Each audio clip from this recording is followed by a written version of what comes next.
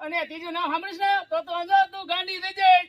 અમેરિકાથી ભૂરીનું મંગળું ભૂરીનું ભાઈલો ને એ બાપા અને એ બધા કરોડપતિના ભાઈલો વિચાર કરે કે મારે ક્યાં લગ્ન કરો, અમદાવાદ કરું કે મુંબઈ કરું કે પ્લેનમાં અમેરિકા જાઉં.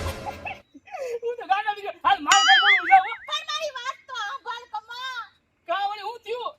હું તને હું કહું છું, હું અત્યારે મંદિરે ગઈ હતી ને હં, તો ભોળાનાથ મારી પર પ્રસન્ન થયા હતા. હમ. એને મને શું કીધું ખબર હે?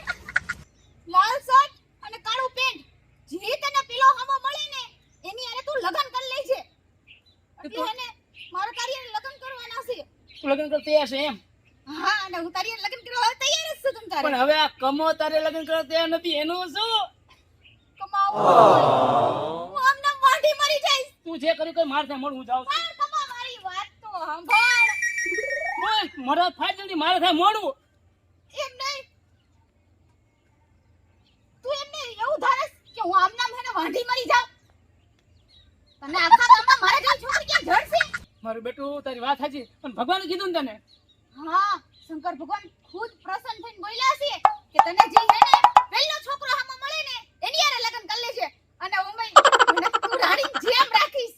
અરે આમ જો મારી હથેળીમાં લાગે હથેળીમાં એ રાજ રાણી જેમ રાખી.